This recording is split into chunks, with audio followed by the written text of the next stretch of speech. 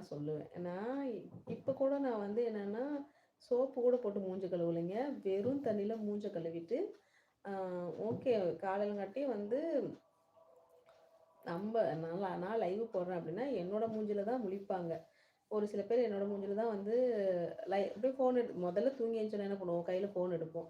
Phone எடுக்கும்போது அப்படியே வந்து நம்மள பார்க்குறவங்களும் இருக்கிறாங்க. நம்ம பெப்பரப்பேன்னு வந்து உட்காந்தா நல்லா இருக்குமா? நல்லா இருக்காது. அதனால தான் எப்பயுமே தூங்கி எழுந்திரிச்சோனே குங்குமம் வந்து எனி டைம் நமக்கு வந்து வச்சுட்டே இருக்கும். லேடீஸ் பொறுத்தவரையில அதுதான். எனி டைம் வந்து வெறும் நெத்தியாவே இருக்கக்கூடாது.